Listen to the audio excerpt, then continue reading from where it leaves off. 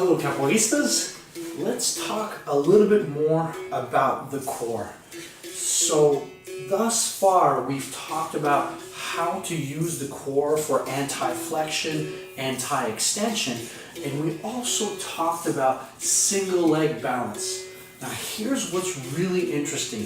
When we're working our kicks, when we're on one leg and we're moving around and we're trying to be acrobatic and we're trying to be aggressive with our attacks, we're not just using the stability of our hips, but there's also a lot going on in the core. So if we focus our work solely on balancing on that one leg and we're not taking care of what's deeply rooted here, then we're not going to be as strong. We're not going to be able to generate as much power.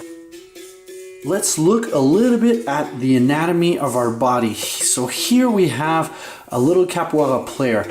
Now you can see with the X's here, front and back, that's essentially how our core generates motion.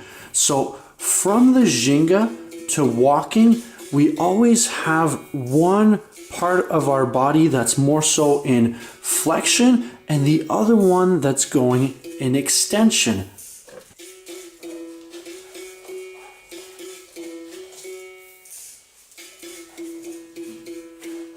So as I drive one part of my body forward, the other part goes backwards. So one shoulder goes in front and the other shoulder goes backward.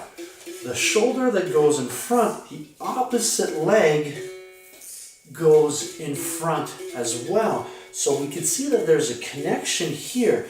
And if we look at our ginga, that's exactly our gait or walking pattern.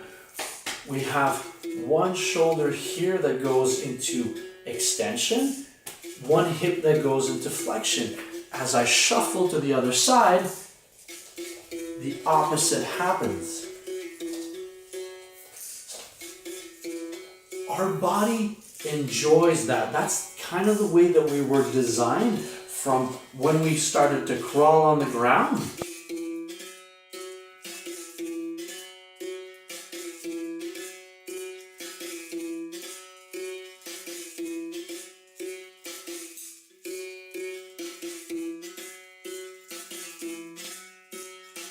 To when we learn how to jump or even sprint in a direction where we're heading. So this flexion and extension kind of reflex is very important because everything that we're going to do in capoeira is going to involve that.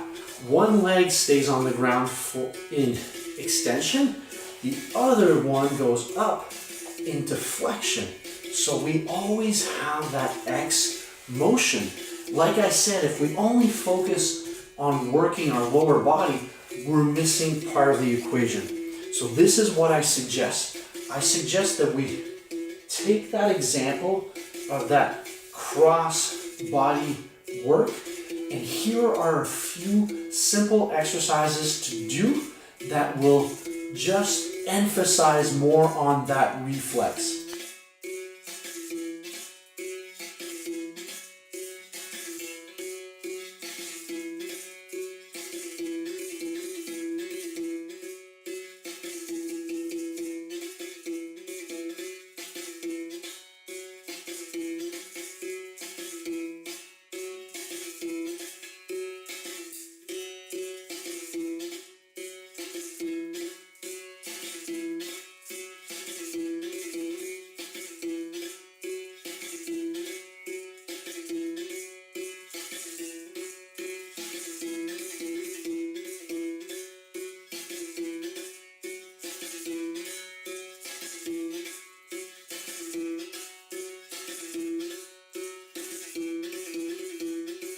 Always try to do both sides and remember to work slowly into that motion, slowly enough that you maintain balance.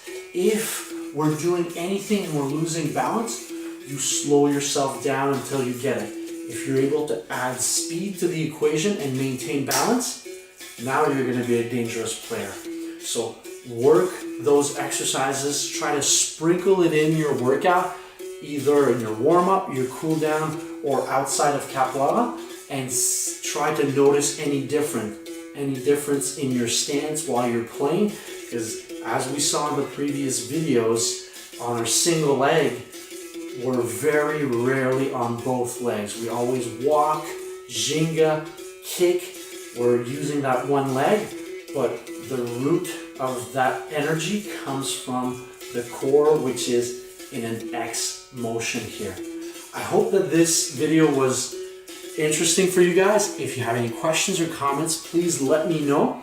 And as always, thank you so much for watching. I'll see you next time on the next show.